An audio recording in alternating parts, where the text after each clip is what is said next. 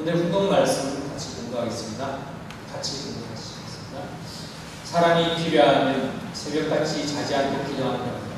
기도하면 오는 겁니다. 자기가 걸어오는 겁니다. 오는 게 보이는 겁니다.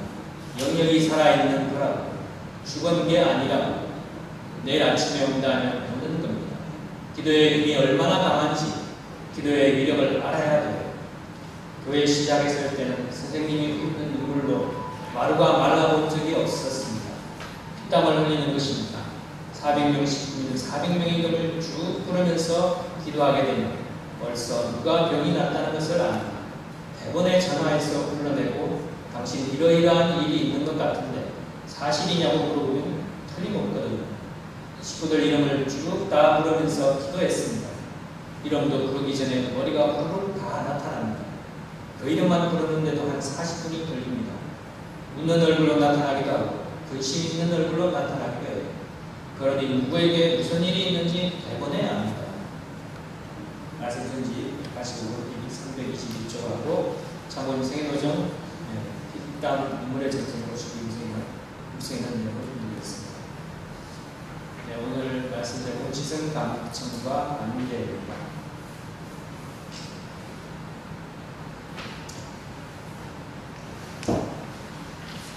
네, 말씀에 앞서서 이 사진 한 장을 소개하고자 합니다.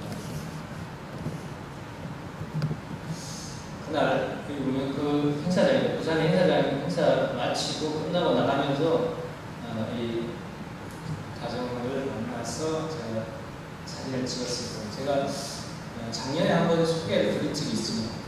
한 번 더 소개해드리자면 이 사람은 어떻게 보면 벌써 죽었을 수도 있는 그런 사람인데 살아있는 것 자체가 기적일 수 있는 사람입니다. 왜냐하면 재작년 2021년 3월 초에 사람이 36만 가정인데 36만 가정 유아초등 가정인데 새벽 4시 반이면 집에서 나와가지고 회사를 가는 길에 자기 동생이 경영하는 카센터가 있어요. 카센터에 가서 미리 문을 열어놓고 그 다음에 난로도 켜놓고 또 동생이 일을 할 수 있도록 청소도 해놓고 우리 부인이 나보다 동생들을 더 사랑한다고 샘을 낼 정도로 동생을 지극히 가지고 이렇게 동생을 위해서 우리가 봉사하는 그런 우리 식구였어요. 그런 새벽 4시 반에 나가서 동생 가게 가요. 그리고 동생 가게 그렇게 해놓고 또 장 오면 거기 동생 가게 옆에서 차 안에서 잠깐 쉬었다가 이제 알람 듣고 시간 되면 알람 듣고 일어나가지고 회사 가서 회사에 일 마치면 또 집에 바로 안 오고 동생 카센터에 가서 일을 또 도와주다가 다음에 또 집에 오고 그런 과정이 있어요. 그리고 동생한테 집중하니까 부인이 당신 동생하고 살래지 나하고 살래지 할 정도로 그런 과정이 있는데 한 번은 동생이 출근해서 보니까 형님 차가 이제 출근해야 되는데 차가 그냥 카센터 옆에 그대로 대져 있는 거예요. 형님 그래서 형이 아직 깨어나서 회사 가야 되는데 피곤해서 못 깨어나고 계속 차 안에서 자고 있나 보다 하고 형을 깨웠어요. 형님 일하세요. 회사 가야지. 깨웠는데 형이 일어나지 않아. 형이 의식이 없어요. 네, 그래서 결국 119 불렀는데 보니까 뇌출혈을 했어요. 뇌출혈을 해가지고 뇌출혈에 그 골든타임 있잖아요. 빨리 가서 뇌 수술해야 되는데 그거 시간을 누르고 있어요. 골든타임이 지나가지고 병원 가니까 의사가 그랬어요. 그 사람은 뇌 수술을 해가지고 깨어난다는 장담이 없습니다. 보장이 없습니다. 만약 깨어난다 하더라도 여러 가지 후유증 때문에 정상은 지금 삶은 힘들 겁니다. 어떻게 하시겠습니까? 그랬을 때 이 동생 부부는 형님한테 교수님, 형님 수술 아니고 수술해봐야 형님 깨어날지 못할지 알 수도 없고 깨어난다 해도 정상적인 삶을 못 사니까 교수님 형님한테 짐만 되고 평생 고생합니다. 차라리 포기하시지요. 보내주는 게 낫겠습니다. 잘 가도록 보내주는 게 낫겠습니다. 주위에서 다 그렇게 말려서 그렇게 이야기했대요. 근데 이 부인은 안 된다고. 안타깝게도 애기가 없어요. 애도 없이 남편 한 사람 보고 일본 여기까지 와서 살고 있는데 이 사람은 도저히 보낼 수가 없습니다. 제가 최대한 끝까지 뭔가 해봐야지 안 그러면 저는 도저히 살 수가 없습니다. 그래서 포기를 하지 않았어요. 그래서 수술했어요. 수술했는데 한 2주일 지나도 제대로 깨어나지 않고 이렇게 조금씩 이렇게 손 움직이고 꼭 드라마에 나오듯이 손 딱 움직이고 뭐 이렇게 눈 떴다마다 뭐 그러다가 조금씩 입술 뭐 이걸 말을 못하고 조금씩 이상한 뭐 소리를 움직이고 2주 지나고 한 달 지나고 그래 병원에서 뭐 중환자실에 참 오래 있다가 너무 오래 있으면 안 된다 해가지고 또 요양병원으로 옮겼는데 요양병원에서 있으니까 계속 열이 또 안 떨어지고 뭐 왔다가 올라갔다 내려갔다 해가지고 열을 그대로 있다가는 열 내리는 것만 아니고 부모도 집에가 안 지고 꼭 사람이 죽기 전에 어떤 돌봐주는 그런 느낌으로밖에 안 해주니까 안 되겠다 해서 열도 올라가고 막 다 급해지니까 양산대학병원에 가서 거기서 진찰하고 거기서 치료를 하니까 좀 꽤 좋아졌어요. 조금씩 치료가 생겨가지고 말도 좀 하게 되고 거기서 조금씩 움직이게 되고 거기서 또 두세 달 있다가 한참 좋아져가지고 재활병원으로 옮겨가지고 재활병원에서도 오랫동안 자기 2층에 집이 2층까지 계단을 올라가고 고단되게 할 수 있어야 되고 뭐 그런 것을 연습하고 한참을 연습하고 그래 좋아지고 말도 하고 완전히 이제 자기가 걸어가지고 교회도 나오고 행사에 같이 이렇게 왔습니다. 정말 너무나 반갑고 기적 같은 일이라서 제가 사진만 찍자고 사진을 찍었습니다. 근데 부인이 정말 열심히 간절한 마음으로 기도하고 자기 남편의 그 상황을 지금 우리 구한 씨가 지금 오늘 말을 했습니다. 식구들에게 인사를 합니다. 인사는 인상이라든지 구한 씨가 오늘 뭐 일어섰습니다. 발걸음을 떼기 시작했습니다. 그때마다 식구들한테 다 이렇게 전달합니다. 그러니까 조금만 더 기도해 주십시오. 조금만 더 기도해 주지 않죠? 식구들이 그걸 볼 때마다 와 대단하다. 우리 구한식에서 조금만 더 기도합시다. 그때마다 그렇게 하고 그렇게 해서 식구들이 같이 기도하는 가운데 또 같은 홈그룹에서 같이 특별히 기도를 하고 또 같이 홈그룹에서 자기 표정보험 쓸 때 자기 내용이 아니고 우리 같은 홈그룹의 구한식을 위해서 표정보험 쓰고 정말 형제자매를 쓰면서 그렇게 모든 식구들이 관심과 사랑으로 기도하고 정말 부인이 간절한 마음으로 같이 기도하면서 식구인들한테 소식을 올리면서 기도해달라고 요청하고 그런 가운데 이렇게 정말 멀쩡하게 행사를 참석하고 그때 수술 뇌출혈 되기 전까지는 부인 데리러 교회 옆에 주차장까지도 와도 교회는 잘 안 들어오는 사람이 있어요. 그래가지고 부인이 교회 간사는 아니지만 간사에게 떠와가지고 뭐 컴퓨터를 잘해서 늦게 온 일이 많아. 그때마다 자주 와서 부인 데리러 차 마시고 오고 있는데 근데 교회는 잘 안 왔어요. 가끔 가다가 한번 올까 말까. 그런데 이제는 같이 손잡고 행사를 보고 교회에 우리가 같이 우리가 이렇게 생사의 고비를 넘으니까 교회에 오게 되는 것 같은 생각도 들고 이렇게 해서 하늘의 역사하심을 느끼고 알고 깨닫고 감사하는 마음으로 같이 나오겠습니다. 이제까지 박수 한번 주세요.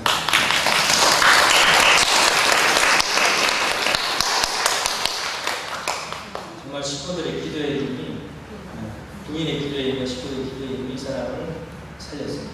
정말 내 세포가 다시 안 돌아오고 줄 알았는데 완전히 그때만 기억 못하지 예전에 달아 말더라고요. 이렇게 있습니다.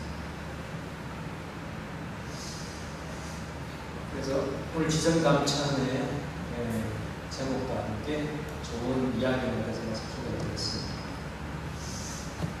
지성감찬에 대한 이야기를 조금 더 드리겠는데요.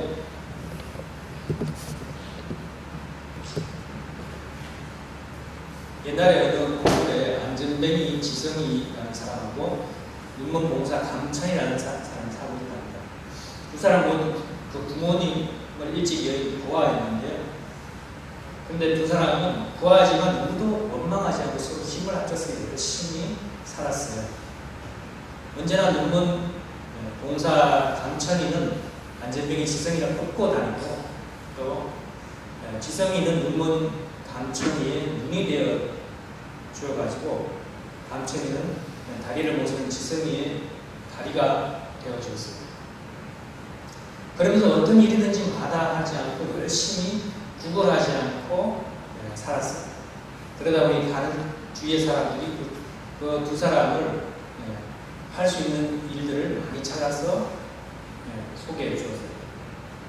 언제나 두 사람은 환한 얼굴로 사람들을 대했으며 조금 더 얼굴에 구김살이 없었습니다. 어느 날 일을 마치고 음악집으로 돌아가는 길에 우물가에서 번쩍번쩍하는 황금 덩어리를 주웠어요. 근데 그 두 사람이 틀림없이 이것은 어떤 사람이 잃어버린 것일 거예요. 그렇게 생각하고 다음날 포도청, 지금 경찰이죠. 옛날에 경찰에 가면 그 포도청에 주인을 찾아달라고 하면서 그 금덩이를 갖다 주었어요. 근데 그 1년 후에 1년이 지나가지고 포도청에서 연락이 왔어요. 금덩이 주인을 찾지 못했다고.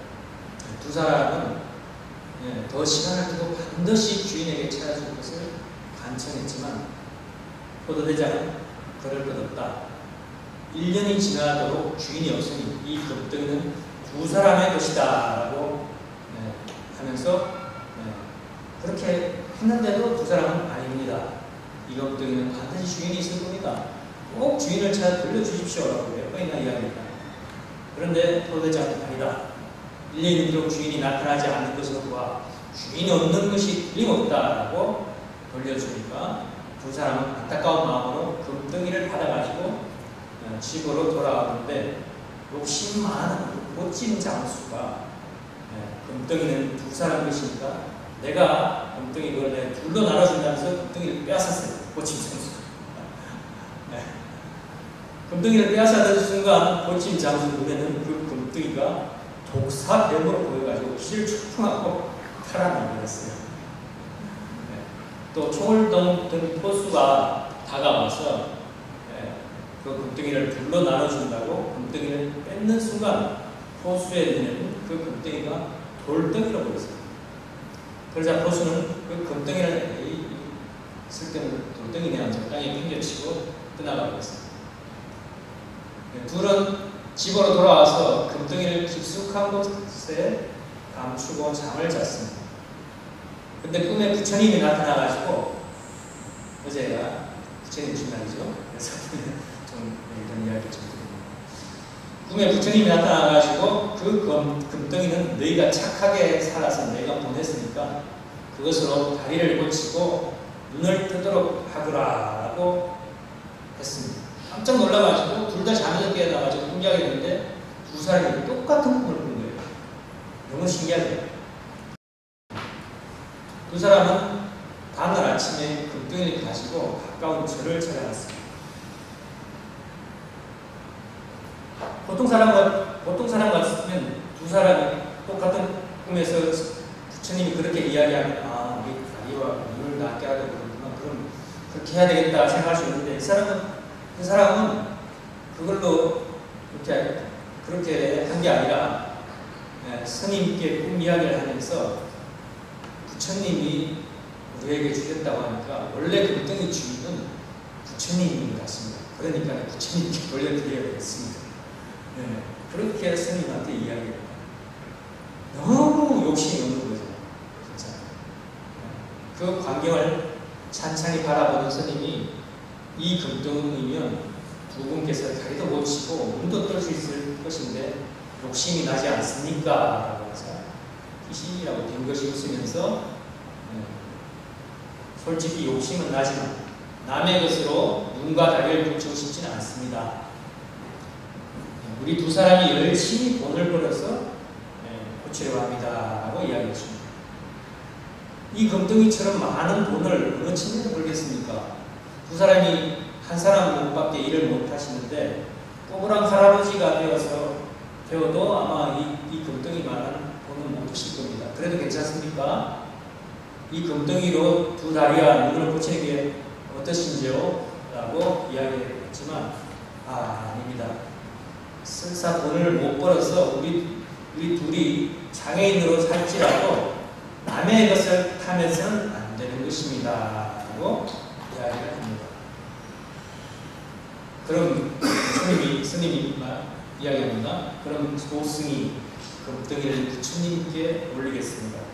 대신 오늘부터 100일간 두 분께서는 자신의 소원을 비는 기도를 해보시면 어떠신지요? 라고 부처님께서 잃어버렸던 금덩이를 찾아주셨으니 아마 그 기도를 들어주실지도 모르겠습니다. 무슨 소원을 빌고 싶습니까? 라고 이야기했습니다. 그러니까 그 중 한 명이 사실 제 주변에 어렵게 살아가는 사람들이 많이 있는데 그들에게 맞는 복을 내려주시기를 빌고 싶습니다. 또 지성이 다리가 하루 빨리 치유되기를 빌고 싶습니다. 라고 이야기하니까 또 지성씨는 또 저는 감천히 눈이 빨리 낫게 해주시기를 빌고 싶습니다. 자기 걸 빌는 것으로 서로 상대를 위해서 기도를 하는 거예요. 두 사람은 100일 동안 그렇게 기도를 드렸는데 100일 기도가 끝나는 날 지성이는 다리가 완치되어서 일어서게 됐고 감천이는 눈을 떠서 광명을 얻게 됐습니다. 그 뒤부터 지성이면 감천이다라는 속담이 생겼던 겁니다. 정성이 지극하면 하늘이 감동한다는 그런 말입니다.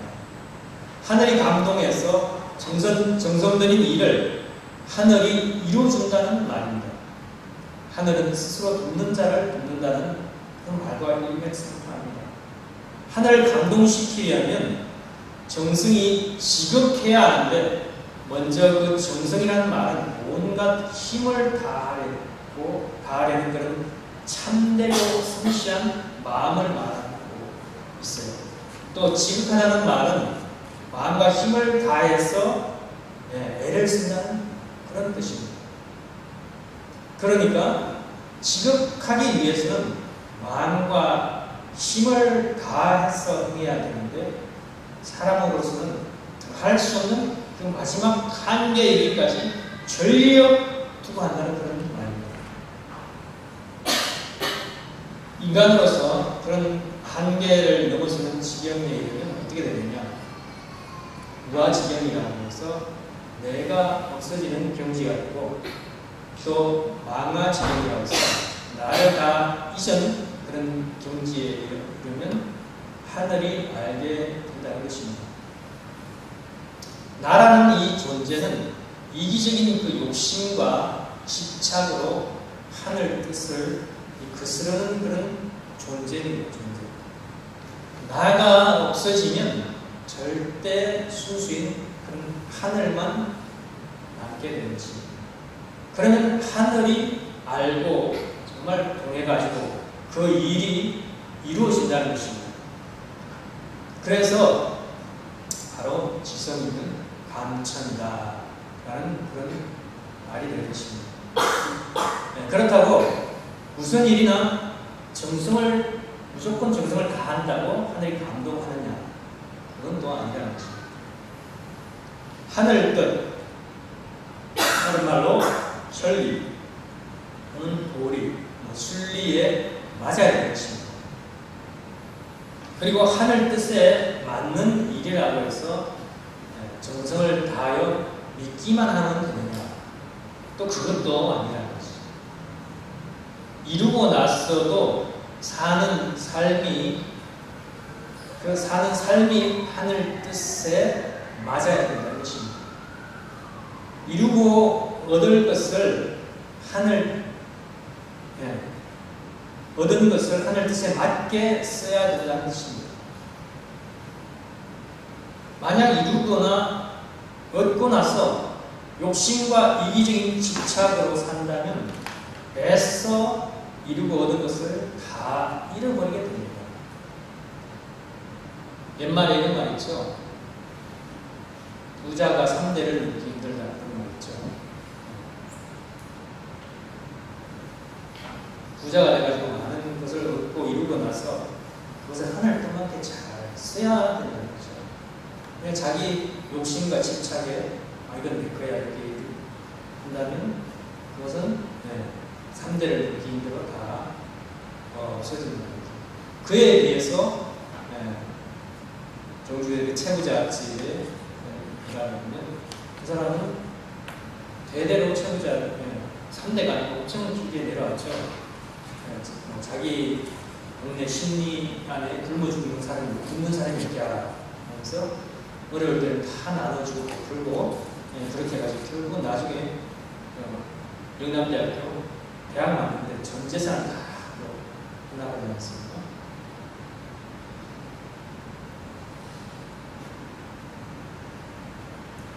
우리가 냇가에서 물길을 막으면 물의 흐름을 잠시 돌릴 수는 있지만 어릴 때 동네 골목에서 물이 귀여운 물이 흐르는 물을 흙으로 조그만 흙으로 해가지고 물을 막아가지고 물길을 돌리고 그런 장난 해보신 분 있을 겁니다. 그런 물의 흐름을 잠시 돌릴 수는 있지만 언젠가는 허물어져가지고 원래 물길을 되찾아 하늘 뜻에 맞게 흐르듯이 모든 것을 억지로 거스르지 말고 하늘 뜻에 맞게 살아야 된다는 것입니다.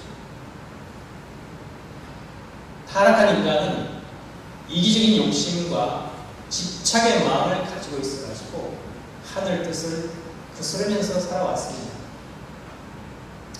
타락성을 부정하는 그런 자기 부정을 통해가지고 창조 본성을 회복해야 하지만 진정한 나를 찾을 수 있고 하늘의 뜻을 이룰 수 있는 것입니다. 그래서 지성이면 감천이요 지성무식이라 했습니다. 무식이라는 건 휴식한다 할 때 쉴 식자인데요. 쉬지 않고 노력해야 감동을 줄 수 있다는 뜻입니다. 데살로니가전서 5장 16절 18절에 이런 말이죠. 항상 기뻐하라. 쉬지 말고 기도하라. 범사에 감사하라. 이는 주님 안에서 너희를 향하신 하나님의 뜻이니라고 하셨습니다.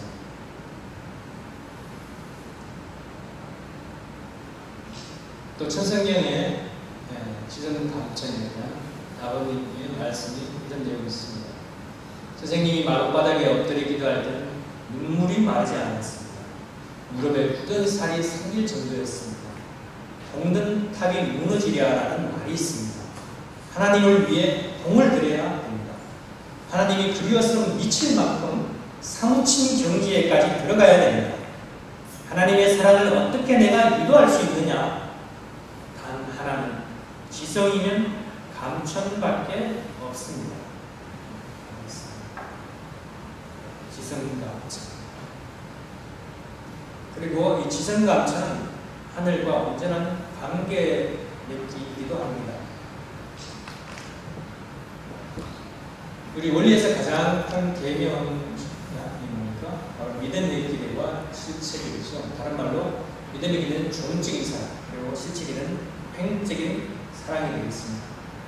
마태복음 22장 36절에서 40절로 예수님께서 말씀하시기를 선생님 율법 중에서 어느 계명이 크니까? 라고 제자가 물었을 때 예수님께서는 내 마음을 다하고 목숨을 다하고 뜻을 다하여 주 너의 하나님을 사랑하라 하셨으니 이것이 크고 첫째 되는 계명이요 둘째도 그와 같으니 내 이웃을 내 자신같이 사랑하라 하셨으니 이 두 계명이 온 율법과 선지자의 강령이니라 하고 있고 신명기 6장 5절에도 너는 마음을 다하고 이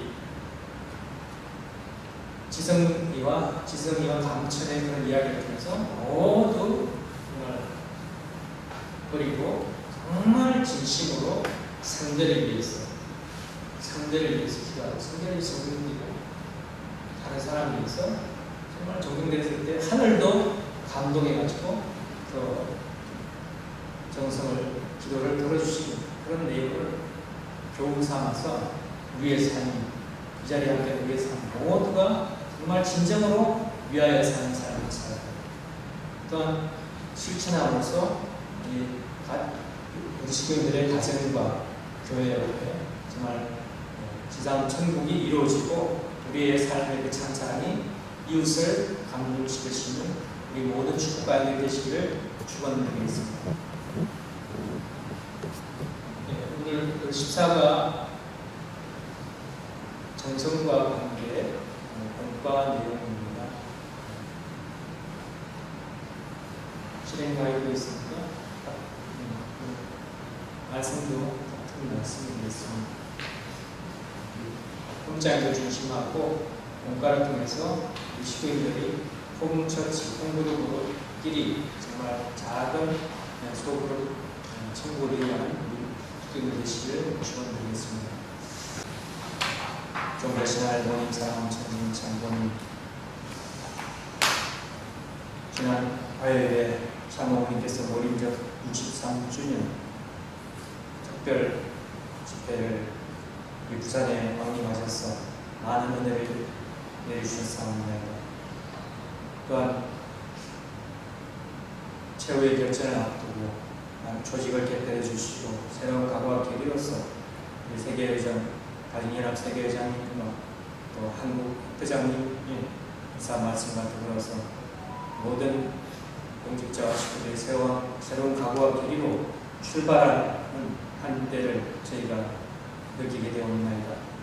아버지 하나님 정말 이제는 최후의 결전으로서 저희가 더 이상 시간이 없다는 것을 생각하고 참모님 살아생전에 온전히 저희 주위의 사람들을 하늘 뜻 앞으로 복귀할 수 있는 저희 신령님 메시아로서 천보관으로서 책임을 다하게 하시옵기를 간절히 비옵고 원하옵나이다. 아버지 하나님 오늘 지성감천이라는 말씀을 통해 가지고 정말 하늘 뜻 중심하고 나를 버리고 하늘과 하나됨을 신정으로 일체된 가운데 정성을 드릴 때 정말 하늘도 감동해서 걸어주신다는 것을 아버지 저희들 많은 그런 감정과 또 체험을 통해서 알게 되었나이다.